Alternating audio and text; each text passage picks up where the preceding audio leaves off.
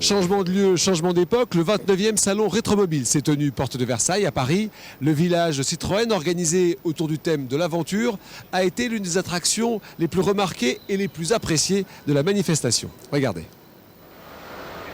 Le 29e salon Rétromobile, qui a eu lieu au parc des expositions de la porte de Versailles du 13 au 22 février, avait pour thème l'aventure et le voyage. Tout d'abord, dans le village Citroën, ce sont 4 voitures emblématiques qui étaient exposées. Une 2 chevaux 6 du Raid Afrique de 1973 qui a parcouru 8000 km de piste à travers le désert de Ténéré, réputé comme inaccessible aux voitures à 2 roues motrices. La GS Club 1220, utilisée en 1976 pour le raid Paris-Kaboul, qui a été peinte à Kaboul par un artisan local dans la tradition des routiers afghans.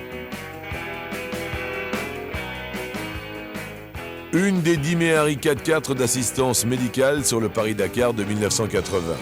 Véhicule mis à disposition des médecins du rallye par Citroën.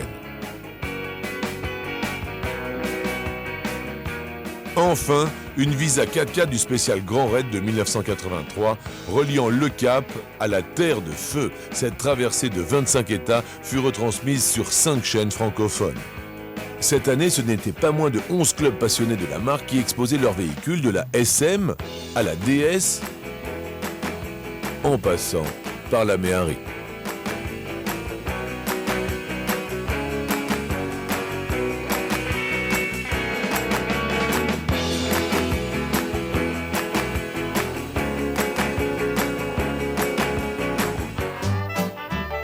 Toujours sur le thème de l'aventure, était organisée la reconstitution des croisières Citroën dans les années 20 et 30.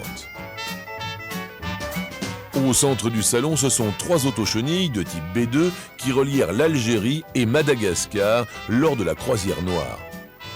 Cette reconstitution d'un bivouac est tout simplement stupéfiante.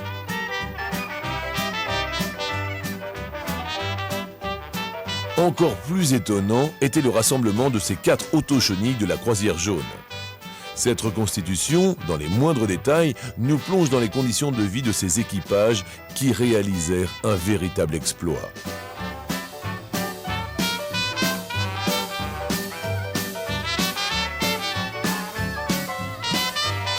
Enfin, nous ne pouvions pas manquer de vous montrer la Rolls-Royce la plus chère du monde, la Phantom 1 de 1927. Admirez l'intérieur qui est entièrement décoré dans le pur style Louis XVI avec les sièges en tapisserie d'Aubusson.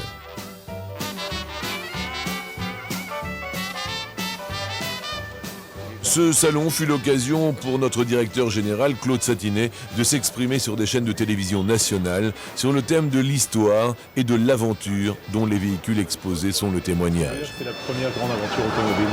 C'était sûrement une grande aventure, alors celle-là ou les précédentes, mais engager des hommes comme ça, c'était vraiment pour moi une excellente aventure.